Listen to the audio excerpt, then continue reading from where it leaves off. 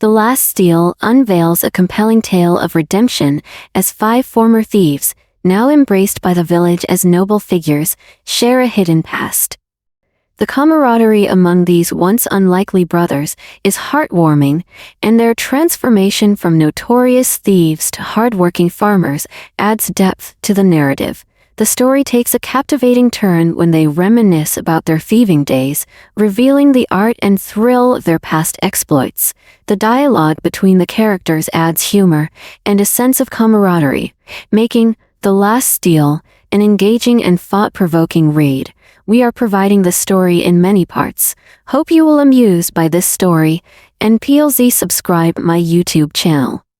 The story of the third thief. Like every day, when these 5 sat at their appointed time, seeing the eagerness to listen to the stories of one of their companions, it seemed that these were not 65-year-olds, but 7-year-old children who surrounded a storyteller and are eager to start the story as soon as possible.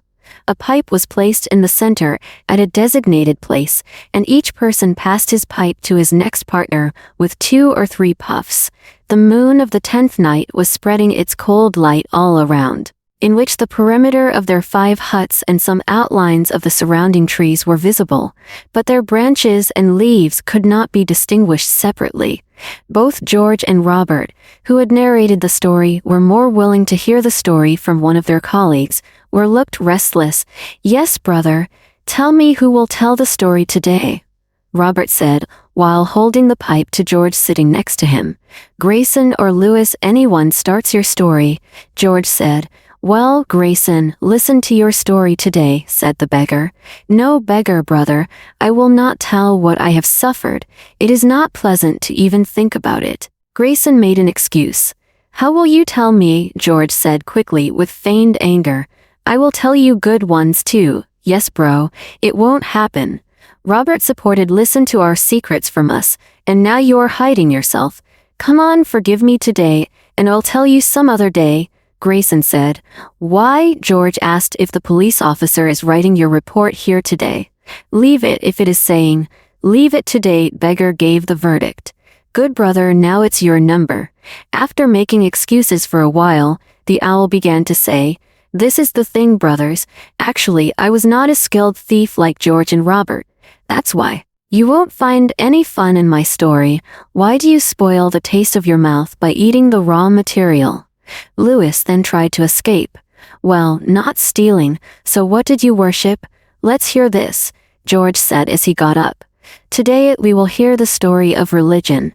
Well, brother, the thing is, I didn't steal with anyone like George, nor did anything as a profession.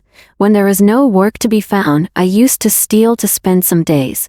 In the beginning, there were a number of thefts every 2 years, and after each theft, I used to promise myself that I would not steal again. But then, yes, brother, if the molar gets blood, then it becomes a habit of hunting," the beggar said in a thoughtful manner. "So I was living in a small hilly area at that time," Lewis started saying again. "But it was not a very high mountain. There was a small, 1-story house under which was Uncle's shop, and there lived Uncle's family. Beyond the house there was some sloping forest, with a couple of thatched houses here and there, and no large population. Like all hilly areas, there is no talk of theft. Even so, there is no hope of finding any wealth in any house other than this small house. I used to see that the gentleman who used to come to the small house every 2 or 4 days had a magnificent cloth on his head, whose corners had such a bright golden threads that it seemed to be the work of real gold wires. Above it, a hand-carved spire, glittering with cliffs and mica. Under the coat, a long, clean shirt, and a wide, well-made trouser. His shoes were also embroidered with golden threads. Seeing him, I was in awe of all the people there, as if they were some great goons nobles. Sometimes when their boys came, they were also seen wearing nice trousers, shirts, and shiny shoes. In this house on normal days, his wife of the same age as Hitler and a 5-6-year-old daughter lived. Very few people saw the mistress of the house, because she rarely went out for domestic work. After being silent for a while, Lewis started talking again. But I was very surprised that the arrangement of security against theft in this house was just like this. Rather, what if you ask, there was nothing, with a little difficulty, anyone could get in. Perhaps the fear of Hitler was so much that the family members were not shocked.